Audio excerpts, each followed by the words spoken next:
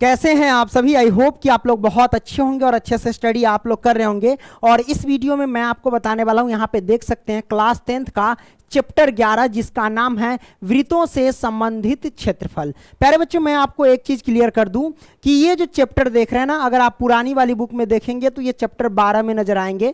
नई वाली बुक में क्या कर दिया है, चैप्टर 11 में इसे शिफ्ट कर दिया गया। ठीक है, तो चैप्टर 11 के जितने भी सारे प्रश्न हैं उन सभी को सॉल्व करने से पहले हम इसका क्या करेंगे, बेसिक कंसेप्ट को देखेंगे, यानी इसका इंट्रोडक्शन पार्ट देख लेंगे। ठीक है, इसमें हम जिक्र करने वाले हैं जैसे कि परिधि क्या होता है, क्षेत्रफल क्या होता है, चाप क्या होता है, त्रिज्याखंड क्या होता है, वृत्तखंड क्या होता है ना, ये सब क्या होता है इसके बारे में समझेंगे और साथ में इसका सूत्र भी देखेंगे। ठीक है, कई बार जब क्वेश्चन सॉल्व करने जाते हैं तो उसमें बच्चे कंफ्यूज हो जाते हैं, खास करके ये वृत्तखंड में कंफ्यूज हो जाते हैं, क्योंकि कौन दीर्घ वृत्तखंड है, कौन लघु वृत्तखंड है, उसमें अलग अलग सूत्र का प्रयोग होता है। तो वो सारा डाउट मैं क्लियर करने वाला हूं प्यारे बच्चों, तो टेंशन लेने की जरूरत नहीं है। ठीक है, तो आइए हम स्टार्ट करते हैं। सबसे पहले हम समझ लेते हैं वृत्त के परिधि के बारे में। तो आइए एक सर्कल बना लेते हैं। चलो यहाँ पे हमने क्या किया, एक यहाँ पे सर्कल बना लेते हैं। चलो हमने क्या किया, यहाँ पे सर्कल बना लिया, इसका कलर हम कर देते हैं चलो पूर्ण ब्लैक। ये मैंने सर्कल बना लिया। अब आपसे मैं पूछूंगा कि इसमें परिधि कौन है मेरे प्यारे बच्चों। अच्छा, सबसे पहले केंद्र का पता कर लेते हैं। जैसे ये सर्कल बनता है तो कोई बीच से चाप लगा करके ऐसे राउंड लगाते हैं ना, चाप खींचते हैं, तो ये जो हमारे पास बीचों बीचों केंद्र होगा तब ना यहाँ का कदम आराम से घुमाएंगे, है ना। तो बीच में ये हमारे पास क्या होता है, केंद्र होता है। इस बात को ध्यान रखना। परिधि कौन होता है, ये जो आप देख रहे हैं ये लाइन, यही हमारे पास परिधि है। ये जो मैं ब्लैक पर रेड कलर चला रहा हूं, यही हमारे पास क्या है प्यारे बच्चों, परिधि है। तो आपने परिधि को समझा, ये हमारे पास क्या है, परिधि। हम यहां पे लिख देते हैं ये हमारे पास परिधि है। ये क्लियर हो गया। अब हम क्या करते हैं, परिधि का हम सूत्र निर्माण कर लेते हैं कि आखिर परिधि यानी वृत्त, ये सर्कल है तो सर्कल यानी वृत्त की परिधि क्या होता है प्यारे बच्चों, है ना, वो हम निकालना सीख लेते हैं। वृत्त की परिधि बराबर है ना परिधि। चलो तो क्या होता है, देखो परिधि निकालने के लिए आपको एक चीज पता होना चाहिए कि इसका एक रेशियो होता है, एक अनुपात आता है। क्या अनुपात होता है कि परिधि बटा में व्यास होता है। व्यास, परिधि बटा में व्यास किसके बराबर होता है, पाई के बराबर होते हैं। ये हमारे पास रेशियो होता है, इस बात को ध्यान रखना। जब हम इसको सॉल्व करेंगे तो क्या होगा, इसके नीचे एक छिपा रहता है, आर पार गुना करो तो हम परिधि से एक में गुना करेंगे तो हमारे पास आ जाएगा परिधि।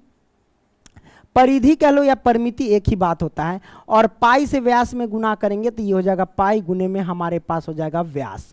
क्लियर, ये आपने समझ लिया। अब आपको पता होना चाहिए कि इसमें व्यास, जो सर्कल होता है इसमें व्यास कौन है। तो यहां से देखो, यहां से इस केंद्र से इधर एक त्रिज्या और यहां से एक इधर त्रिज्या, ये दो त्रिज्या मिल करके यहां पे क्या चीज का निर्माण किया, व्यास का निर्माण किया। तो कहने का मतलब ये हुआ कि व्यास बराबर क्या होगा, 2r होगा। क्या होगा, 2r, यानी दो त्रिज्या के बराबर होता है व्यास। तो हम यहां पे लिख सकते हैं आसानी से कि पाई गुने व्यास क्या होता है, दो त्रिज्या के बराबर होता है। यहां पे देख लो, जैसे कि यहां से यहां तक क्या हमारे पास व्यास है और ये केंद्र है, तो केंद्र से इस साइड ये त्रिज्या, केंद्र से इस साइड त्रिज्या, दो त्रिज्या है। तो ये हमारे पास व्यास की जगह पे 2r लिख देंगे। हम यहाँ पे ब्रैकेट में लिख सकते हैं चूंकि 2r, या फिर r बराबर लिख सकते हैं व्यास, है ना, व्यास बराबर जो होता है ना वो 2r होता है। क्लियर, जिसे हम d से प्रेजेंट करते हैं। ये आपने देख लिया, तो व्यास के जगह पे हम 2r रख दिए। अब जब हम इसे गुना करेंगे सही से तो क्या लिख सकते हैं, इसे 2 पाई r लिख सकते हैं। तो हमारे पास क्या है प्यारे बच्चों, ये हमारे पास आ गया वृत्त की परिधि। यहां तक कोई दिक्कत नहीं, दिक्कत तो हमने यहां पे देख लिया कि वृत्त की परिधि क्या होती है, 2 पाई r होती है। क्लियर, हाँ भाई आपने समझ लिया। अब इसमें हम देखेंगे क्षेत्रफल। क्षेत्रफल कौन होता है, क्षेत्रफल देखो, जैसे कि ये सर्कल पूरा राउंड लगा दिया तो ये बीच में जो हमारे पास ये जो क्षेत्र बचा हुआ है यही हमारे पास क्या है, क्षेत्रफल है। इस बात को ध्यान रखना। तो ये हमारे पास क्या हो गया, क्षेत्रफल हो गया। राइट, ये हमारे पास क्षेत्रफल हो गया। तो अब वृत्त का क्षेत्रफल क्या होता है प्यारे बच्चों, ये आपको पता होना चाहिए। वो होता है पाई r स्क्वायर होता है। क्या होता है, पाई r स्क्वायर होता है। इस बात को ध्यान रखना, ठीक है। अब अच्छा, ये एक बात बताते हैं, पाई की वैल्यू क्या होती है, तो पाई की वैल्यू होती है 22/7 होती है। ठीक है, और पाई जो हमारे पास होता है ना, पाई कौन सी संख्या होती है, तो पाई जो होती है वो परिमेय संख्या होती है। क्या होती है, परिमेय संख्या होती है। और ये हमारे पास क्या होता है, अपरिमेय संख्या होती है। अपरिमेय संख्या होती है। इस बात को ध्यान रखना, अपरिमेय संख्या। अब आपके मन में आएगा सर ये पाई जो है वो अपरिमेय संख्या है, लेकिन 22/7 जो है वो परिमेय संख्या है। आखिर क्यों है ऐसा?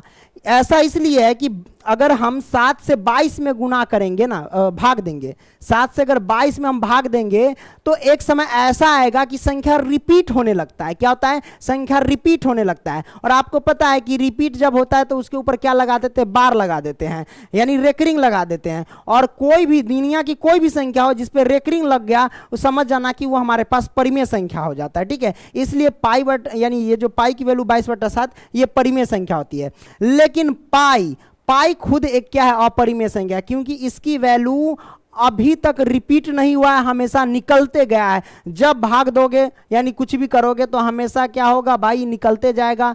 ये गणितज्ञ वगैरह सब मर गए लेकिन अभी तक इसका मान निकल ही रहा है। ठीक है, आपके पूरा कॉपी सुपर कंप्यूटर सब फेल हो जाएगा, फिर भी इसका पाई का मान जो है ना वो निकलते रह जाएगा। ठीक है, तो गणितज्ञों ने ऐसा क्यों किया कि ये जो हम जब हम क्षेत्रमिति बनाते हैं तो उसमें पाई का मान कह देता है कि 22/7 लो, और कह देता है कि 3.14 लो, तो 3.14 लेते हैं। आप जब क्वेश्चन सॉल्व करेंगे तो लिख देगा कि जब तक कहा ना जाए तब तक पाई का मान 22/7 लेते रहो, है ना।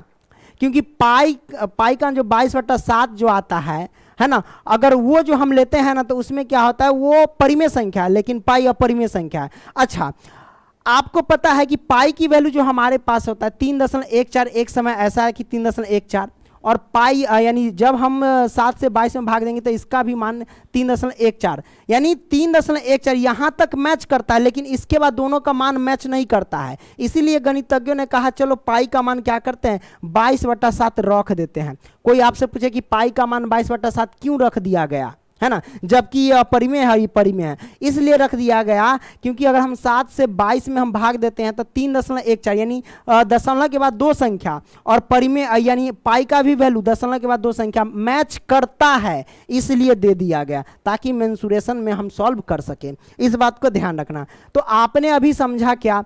परिधि को समझा और क्षेत्रफल को समझा। यहां तक कोई दिक्कत नहीं मेरे भाई, कोई दिक्कत नहीं होगा। अब हम समझेंगे अर्धवृत्त, यानी अर्धवृत्त की परिधि को समझ लेते हैं मेरे भाई। तो अर्धवृत्त की परिधि क्या होती है आइए समझ लेते हैं, क्या दिक्कत है। जैसे कि यहाँ पे हम क्या करते हैं, अर्धवृत्त कहीं पे है क्या? इसमें नहीं दिया हुआ है तो अपना मन से बना लेंगे, इसमें क्या दिक्कत है। लो हम क्या करते हैं, यहाँ पे अर्धवृत्त बना लेते हैं। जैसे कि इसको मिटाओ, या फिर हम डायरेक्ट यहाँ से ले लेते हैं अर्धवृत्त। जैसे कि ये पूरा वृत्त होता है, ये लो, ये हमारे पास पूरा वृत्त है कि नहीं, ये पूरा सर्कल है। तो हमने इसकी परिधि जांच ली है कि इसकी परिधि कितनी होती है मेरी भाई? 2πr होता है। क्या होता है? 2πr, है ना। अब अर्धवृत्त की परिधि कितनी होती है वो हम देखेंगे, तो वो मैं आपको बता देता हूं कि अर्धवृत्त की परिधि क्या होती है। चलो हम यहां से क्या करते हैं, कुछ पार्ट यहां से मिटा देते हैं। लो अब हम अर्धवृत्त की परिधि बना रहे हैं, तो यहां से हम क्या करेंगे, ये हमारे पास क्या अर्धवृत्त है। अब अर्धवृत्त की परिधि या परिमिति कितनी होगी? तो जब आप देख रहे हैं पूरे वृत्त की परिधि जो हमारे पास 2πr, तो अर्धवृत्त की यानी आधा कर देंगे, यानी ये 2πr है, तो 2πr का आधा क्या होगा? πr होगा। कितना होगा? πr होगा। तो कहने का मतलब ये देख रहे राउंड लगाइए, पूरा का पूरा हमारे पास ये जो राउंड लगा दिए तो 2πr हो गया। अब यहां से लेकर के यहां तक का सिर्फ आपसे पूछे तो आप कहेंगे πr, लेकिन इसमें आप चीज देखिए कि इसमें एक चीज बढ़ गया, ई वाला बढ़ गया। ये क्या है? हमारे पास व्यास बढ़ गया इसमें, लेकिन इस राउंड में नहीं बढ़ा था तो व्यास बढ़ गया। और व्यास किसके बराबर होता है? 2r के बराबर होता है, यानी 2 को त्रिज्या के बराबर होता है, यानी हम इसमें जोड़ देंगे प्लस में 2r। क्लियर? यहां तक कोई दिक्कत नहीं? दिक्कत मेरे भाई, मैंने क्या किया, 2r जोड़ दिया। अब इसमें हम क्या करेंगे, इसमें कॉमन ले सकते हैं। क्या कॉमन ले लेंगे? अगर हम इसमें r कॉमन ले लेंगे तो हमारे पास आ जाएगा पाई प्लस में 2। तो ये हमारे पास आ गया अर्धवृत्त की परिधि। तो ये हमारे पास क्या आ गया भाई? अर्धवृत्त की परिधि। तो हम यहाँ पे लिख देते हैं अर्धवृत्त की परिधि क्या होती है, हमने समझा दिया। अर्धवृत्त की परिधि बराबर, है ना। तो क्या निकाल करके लाया मैंने निकाला भाई r इंटू पाई प्लस में 2। यहां तक कोई दिक्कत नहीं? दिक्कत मेरे भाई। ये आपने क्लियर किया? हाँ आपने क्लियर कर लिया। समझ गए आप? हाँ भाई समझ गए। अब यहां पे हम क्या करते हैं, चलो इसको जो है ना थोड़ा सा हम डाल देते हैं एक जगह पे, है ना। क्या करते हैं, जगह पे डाल देते हैं, इस साइड डाल देते हैं। लो ये आपने देख लिया। ओके, कोई दिक्कत नहीं दिक्कत। अब हम क्या करेंगे भाई, ये तो हमने समझ लिया, क्षेत्रफल समझ लिया, परिधि समझ लिया, अर्धवृत्त की परिधि समझ लिया, ठीक है। अब हम चलते हैं चाप के बारे में। अब चाप को समझते हैं कि आखिर ये चाप होता क्या है, इसी में देख ले। चलो अब नेक्स्ट पेज में चलते हैं, चाप को समझते हैं। तो चाप को समझने के लिए सबसे पहले एक हम सर्कल बनाते, ये हमने सर्कल बना लिया। क्या मैंने बना लिया, सर्कल बना लिया। अब इसका केंद्र कहाँ है, ये बीच में केंद्र है, क्या है, केंद्र है। अब देखिए जब चाप लगाते हैं, वो हम प्रकाल से खींचते हैं या, है ना, तो चाप जब लगाते हैं तो जैसे ये राउंड लगाते हैं पूरा, मान लो कि यहाँ से कि ये वृत्त है, इधर भी आप वृत्त खींच रहे हैं, ठीक है। तो ये हमने सर्कल में दो तिरजा, वृत्त नहीं तिरजा, तो हमने दो तिरजा खींचा, यहाँ से ये केंद्र, यहाँ से एक तिरजा की, ये तिरजा खींचा। तो अब यहाँ पे चाप क्या हमारे पास है, चाप देख लो, ये हमारे पास है, ये देखो ये हमारे पास चाप है। यहाँ पे हम ऐसा करते हैं, रेड ले लेते हैं, ठीक है। तो ये जो आप देख रहे हैं, ये राउंड लगा, यही हमारे पास चाप है। ये हमारे पास क्या है मेरे भाई, चाप है। इसी चाप की लंबाई आपको बतानी है कि क्या होगी, ठीक है, क्या होगी वो बतानी है। तो हम चलिए यहाँ पे लिखते हैं चाप की लंबाई, ठीक है। क्या लिखते हैं, चाप की लंबाई मेरे भाई, लंबाई, है ना, लंबाई। चाप की लंबाई बराबर क्या होती है, याद रखना कि ये हमारे पास यहाँ जो बनेगा ना, ये दो तिरजा के बीच में ये थीटा बनेगा, बोले तो कोण बनेगा, क्या बनेगा, कोण बनेगा। अब याद रखना चाप की लंबाई जब भी पूछे तो आप कहना क्या, थीटा बट्टे, क्या लिखना, ये थीटा तो थीटा, थीटा और बट्टे में क्या लगाना 360 डिग्री, और गुने में क्या लिखना 2 पाई आर, है ना। कहने का मतलब ये थीटा तो थीटा, और ये पूरा राउंड जब लगा देंगे तो ये एक सर्कल ना बनेगा, है ना। तो ये पूरा ये 360 डिग्री है, तो थीटा बटे 360 डिग्री और गुने में 2 पाई आर, यानी ये पूरा यहाँ से जब घूमेगा तो ये परिधि नजर आएगा, और ये वृत्त की परिधि इसमें गुना कर देंगे 2 पाई आर, ये हमारे पास हो जाएगा।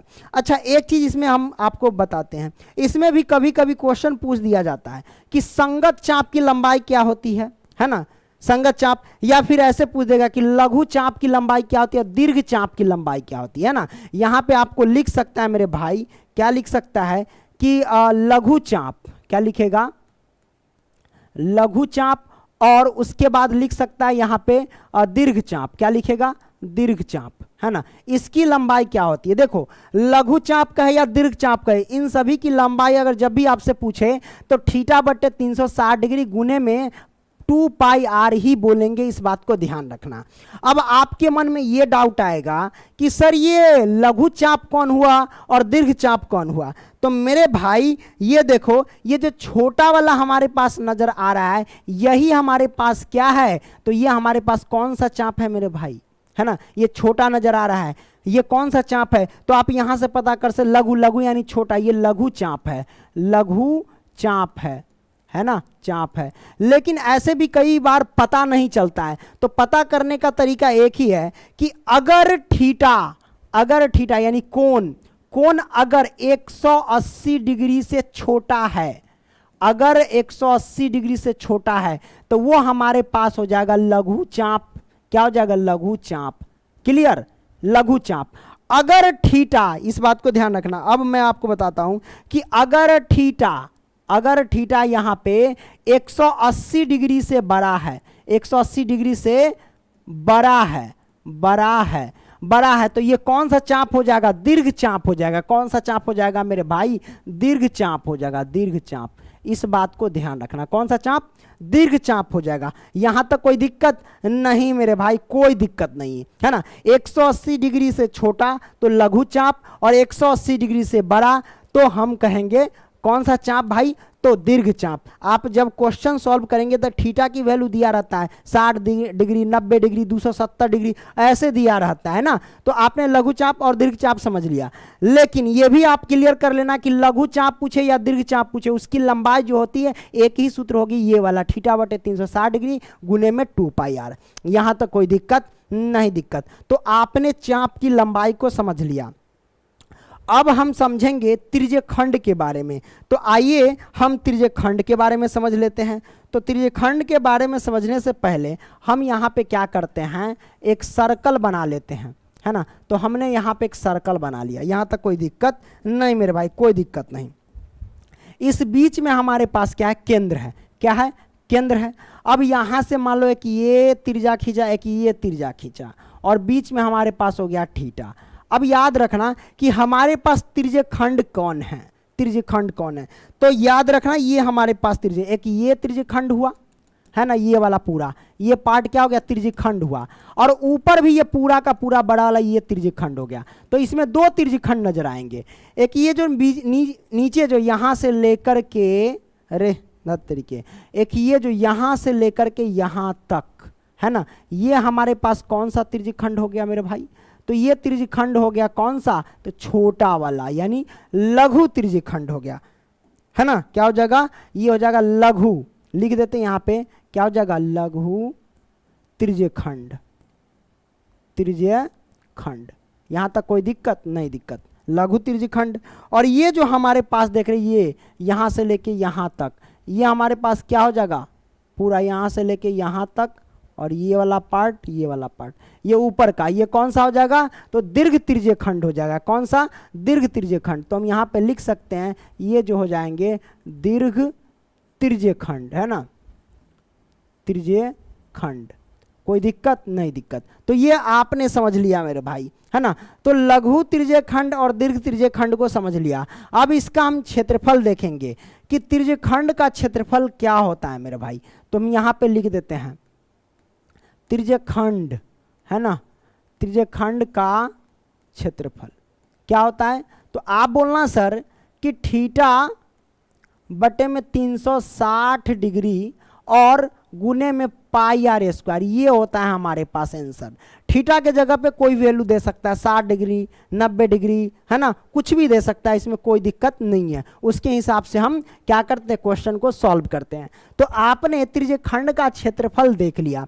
अच्छा, लघु त्रिज्यखंड कहे या दीर्घ त्रिज्यखंड कहे, तो क्षेत्रफल आप यही लगाएंगे, थीटा बटे 360 डिग्री गुने में पाई आर स्क्वायर, क्या लगाएंगे, यही लगाएंगे, इसमें कोई दिक्कत नहीं, दिक्कत। अच्छा, एक चीज मैं आपको बता देता हूं, जैसे कि चाप की लंबाई है, तब बहुत सारे बच्चे जो होते हैं ना मरखा टाइप के होते हैं। क्या होता है, मरखा टाइप के। एक चीज जो रट लिया ना, वो कहेगा नो ये होता है, ये ना कला बता दिया, ये तो गलती बता दिया, मास्टर पगला गया है। देखिए हम ये जो बताए हैं ना, बहुत सारे बच्चे को क्या पता होगा कि इसका जो क्षेत्रफल होता है वो थीटा बट्टे में 180 डिग्री और पाई आर, ये पता होगा, ये नहीं पता होगा। अरे दोनों एक ही, अरे बोका, दो से काटो ना इसको, दो से अगर इसको काटेंगे तो 180 डिग्री ना होगा। तो वही चीज़ है, बैक आकर के हम समझा दिए ना, तो लतखोर लड़का सब रहता है यहाँ, लाते भांज देता है सीधा वीडियो में। हम तो यहाँ एन्नी हैं, सामने रहेगा तो कहीं पीटियो देगा, पीट कैसे देगा रे, हेलो हेलो, हाँ ठीक है। तो ये आपने समझ लिया त्रिज्यखंड का क्षेत्रफल।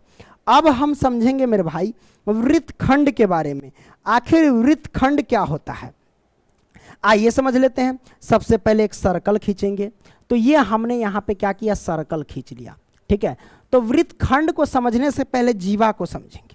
क्या, जीवा को समझेंगे। मान लो कि यहाँ से लेकर के यहाँ तक क्या खींच लिया, जीवा खींच लिया। तो ये जीवा खींच लिया ना, तो इस वृत्त को दो भाग में बांट दिया है, एक इस भाग में, एक ये भाग में, क्या, दो भाग में बांट दिया है। तो एक छोटा वृत्तखंड, एक बड़ा वृत्तखंड में बांट दिया है।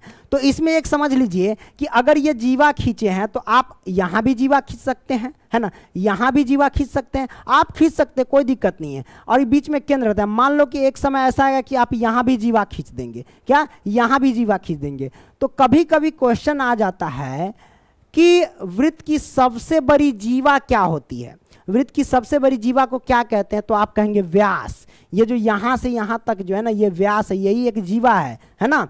जैसे कि यहाँ से एक जीवा खींच लिए, तो ऐसे ऐसे खींच सकते, पूरा भर सकते हैं जीवा से, है ना। तो एक समय ऐसा आएगा कि पूरा एक बड़का आपको नजर आएगा जीवा, वो जो बड़ा जीवा होगा ना वही व्यास होगा। तो क्वेश्चन पूछ देता है कि वृत्तखंड की, यहाँ पे लिख देता हूं मैं, वृत्तखंड की सबसे बड़ी, या वृत्त की सबसे बड़ी जीवा, सबसे बड़ी, है ना, जीवा क्या होती है भाई मेरे, वो होती है क्या, व्यास होती है, व्यास। ऑब्जेक्टिव में पूछ दिया जाता है, ठीक है। ये आपने समझ लिया। अब चलिए इसका हम सूत्र का निर्माण करते हैं कि कौन सा सूत्र कैसे होगा, वो हम लेते हैं मेरे भाई। चलो एक सर्कल खींचते हैं यहाँ पे, ये मैंने एक सर्कल खींचा, यहाँ तक कोई दिक्कत नहीं। अब वृत्तखंड को समझेंगे। अब मान लो कि यहाँ से हम एक जीवा खींच लेते हैं। लो हमने यहाँ पे जीवा खींच लिया, कैसे भी खींच सकते हैं, इसमें कोई दिक्कत नहीं है। टेढ़ा हो गया, चलो हम एक सीधा खींच लेते हैं। लो भाई हम एक बो का 10 देना रे, आजा यहाँ से। लो हमने एक जीवा खींच लिया, कोई दिक्कत नहीं दिक्कत मेरे भाई। तो ये जो जीवा है इसने क्या किया, इस वृत्त को 2 टुकड़ों में बांट दिया, यानी 2 खंड में बांट दिया। एक तो हमारे पास ये छोटा वाला खंड है ना, क्या एक छोटा वाला खंड है, और एक हमारे पास ऊपर जो देख रहे हैं बड़ा वाला खंड है ना। तो हमारे पास जो छोटा वाला है उसे हम कहेंगे लघु वृत्त खंड, और जो ऊपर देख रहे हैं उसे हम क्या कहेंगे, दीर्घ वृत्त खंड। तो ये वाला पार्ट जो आ गया हमारे पास, ये वाला पार्ट, ये कौन सा हो गया, तो लघु वृत्त खंड, लघु वृत्त खंड।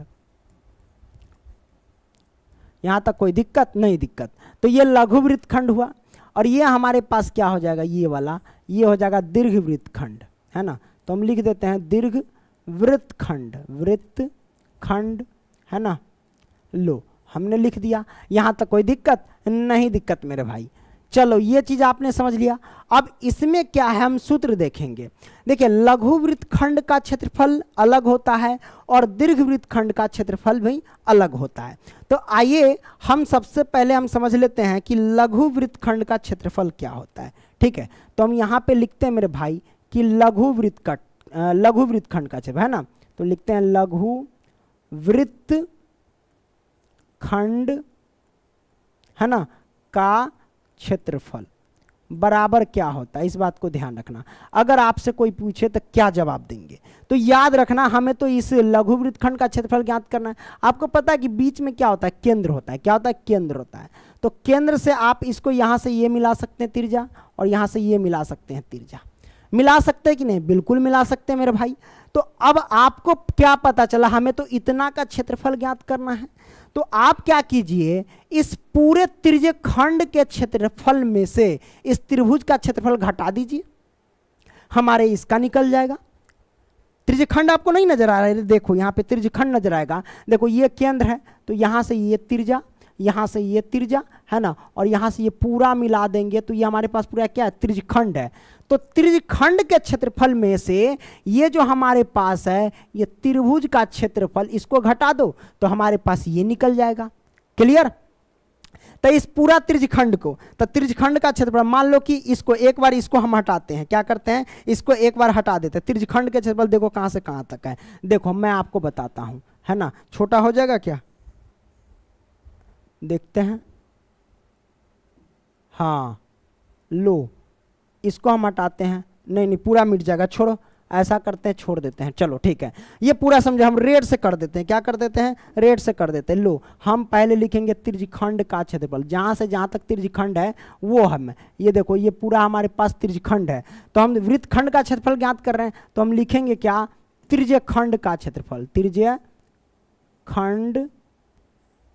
का क्षेत्रफल, और माइनस के हम क्या करेंगे, माइनस के। अब हमारे पास क्या बच गया, तो अब हम क्या करेंगे, त्रिभुज का क्षेत्रफल जो है ना वो घटा देंगे। तो त्रिभुज का क्षेत्रफल कहाँ से कहाँ तक है, देखो ये हमारे पास त्रिभुज कौन नजर आ रहा है, ये वाला त्रिभुज नजर आ रहा है। इसी त्रिभुज का क्षेत्रफल घटा देंगे तो इतना बच जाएगा, है ना। तो हम लिख देते हैं त्रिभुज का क्षेत्रफल, त्रिभुज का क्षेत्रफल। बस यही है हमारे पास लघु त्रिज्यखंड का क्षेत्रफल। क्या है, लघु त्रिज्यखंड का क्षेत्रफल, सॉरी वृत्तखंड, त्रिज्यखंड बोल रहा हूं तो माफ करना, सॉरी, है ना। तो ये हमारे पास आ गया लघु वृत्तखंड का क्षेत्रफल। ठीक है, अब यहां पे एक कंडीशन है मेरे भाई, ये जो होता है ना त्रिभुज का क्षेत्रफल, आपसे आप पूछिएगा कि कौन सा त्रिभुज का क्षेत्रफल यहां पे लगाना है, तो यहां पे कंडीशन होता है थीटा के हिसाब से। अगर मान लो यहां पे अगर थीटा बराबर आपके पास 60 डिग्री दे रखा है ना, मतलब यहाँ पे अगर थीटा के जगह पे 60 डिग्री दे रखा है तो आप कहेंगे वृत्तखंड का क्षेत्रफल क्या बोलेंगे, वो मैं आपको बता। अगर थीटा 60 डिग्री दिया गया है तो वृत्तखंड का क्षेत्रफल क्या बोलेंगे, त्रिज्यखंड का क्षेत्रफल पहले लगा दो। त्रिज्यखंड का क्षेत्रफल क्या होता है, वो होता है थीटा बटे में 360 डिग्री और पाई r² होता है। क्या होता है, पाई आर स्क्वायर।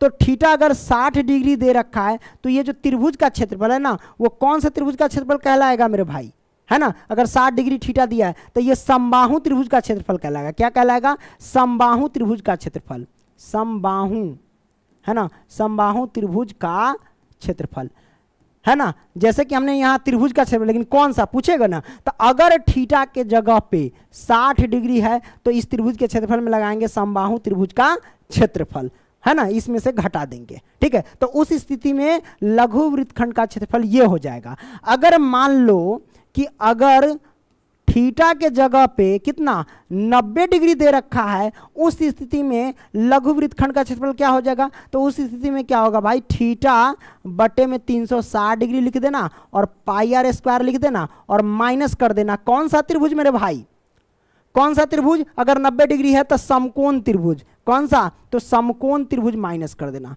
समकोण त्रिभुज का क्षेत्रफल माइनस कर देना, है ना। तो आपको पता है कि समबाहु त्रिभुज का क्षेत्रफल क्या होता है, वो लगा देना। समबाहु त्रिभुज का क्षेत्रफल वो होता है, मैं लिख देता हूँ ब्रैकेट में, √3/4 और गुने में भुजा स्क्वायर, क्या होता है, भुजा स्क्वायर, ये वाला लगा देना यहाँ पे, ठीक है। और समकोण त्रिभुज का क्षेत्रफल में कौन सा क्षेत्रफल लगा देना, वो लगा देना 1/2 गुने में आधार और गुने में ऊंचाई, ये लगा देना, है ना। अब ये बताओ, ये थीटा के अकॉर्डिंग ये सब हम लगाते हैं इसमें, किसमें, तो लघु वृत्तखंड के क्षेत्रफल में। अब आप कहेंगे सर इसका कोई ऐसा जुगाड़ नहीं है जिसमें इन दोनों का ये सब हमें थीटा से मतलब ही नहीं रहेगा, है ना, कि कौन ये 60 डिग्री है 90 डिग्री है, इस सब से मतलब ही नहीं है, कोई एक फॉर्मूला हमें बता दीजिए, वो लगा करके हम बना लेंगे। तो वैसा भी फॉर्मूला है, अगर वैसा फॉर्मूला लगा देंगे तो इस सब की ज़रूरत नहीं है, इस सब को हमें क्या करना, इग्नोर कर देना होगा, है ना। तो वैसा मैं फॉर्मूला बता देता हूँ कि वैसा लघु वृत्तखंड का क्षेत्रफल क्या होता है, लघु वृत्तखंड, है ना, तरीके वृत्तखंड, है ना, वंशवार डाल दिए ना, लो चलेगा। तो लघु वृत्तखंड का क्षेत्रफल कौन सा लगाओगे, तो आप लगा देना सर थीटा बटे में 360 डिग्री और पाई आर स्क्वायर और उसके बाद कर देना minus 1/2 R square sine theta. लो ये वाला फॉर्मूला लगा देना, कहानी हो गया, आ जाएगा हमारे पास। बस इस सब की हमको जरूरत नहीं पड़ेगी, क्लियर, इस पर भी बना सकते हो। तो ये हमारे पास फॉर्मूला हो जाएगा किसका मेरे भाई, तो लघु वृत्तखंड का क्षेत्रफल, ठीक है, ये लगा करके डायरेक्ट बना सकते हैं। वैसे अगर थीटा के अकॉर्डिंग ये सब लगा करके ऐसे भी बना सकते हैं, कोई दिक्कत नहीं। तो ये हमारे पास ये लघु वृत्तखंड का क्षेत्रफल हमने ज्ञात कर दिया। अब हमारे पास बच गया दीर्घ वृत्तखंड, कौन सा मेरे भाई, दीर्घ वृत्तखंड यानी बड़ा वृत्तखंड का क्षेत्रफल। तो आइए वो हम निकाल के बता देते हैं कि दीर्घ वृत्तखंड का क्षेत्रफल क्या होता है, यहीं पे लिख दे। तो जैसे कि दीर्घ वृत्तखंड का, मान लो कि ये वृत्त है, क्या ये सर्कल है, तो यहाँ पे अगर ये हमने क्या किया, जीवा खींच लिया, तो ये छोटा वृत्त हो गया। और दीर्घ हमारे पास क्या हो जाएगा, तो दीर्घ ये वाला हो जाएगा, ये पूरा बड़ा वृत्तखंड क्या हो जाएगा, बड़ा वाला। तो हम क्या करेंगे भाई, ये निकालना है ना हमको, ये निकालना है ना, ये पूरा है ना दीर्घ वृत्तखंड का क्षेत्रफल। तो यहाँ पे हम लिख देते हैं सबसे पहले दीर्घ वृत्तखंड का क्षेत्रफल क्या होगा, दीर्घ वृत्त, है ना, खंड का क्षेत्रफल।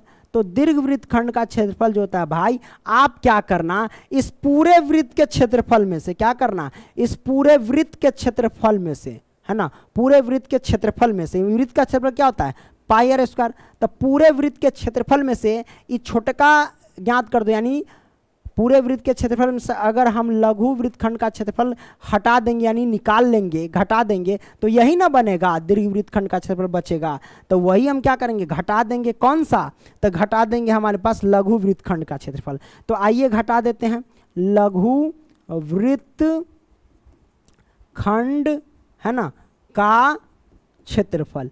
ये हम क्या करेंगे, घटा देंगे, हमारे पास आंसर निकल के आ जाएगा। यानी इस पर क्वेश्चन जब सॉल्व करेंगे तो आसानी से हम सॉल्व कर सकते हैं। तो मेरे भाई ये हुआ बेसिक, है ना, कब कौन सा फॉर्मूला लगाना है उसकी जानकारी मैंने दे दिया। अब हम जब इस सब को सॉल्व कर लिए, इसके बाद अब आपकी प्रश्नावली स्टार्ट हो जाएगी। प्रश्नावली 11.1 जो पहले हुआ करता था 12.1 में। हालांकि चैप्टर इधर उधर कर दिया है, कुछ क्वेश्चन चैप्टर और कुछ क्वेश्चन भी कम कर दिया है, कुछ प्रश्नावली को भी हटा दिया है ना, नई वाली बुक में। इसके लिए ऐसा होता है, ठीक है। तो चलो मिलेंगे अगली वीडियो में, तब तक के लिए बाय। और हाँ, लाइक कर देना, दोस्तों को भी शेयर कर देना, मन हो तो सब्सक्राइब कर लेना।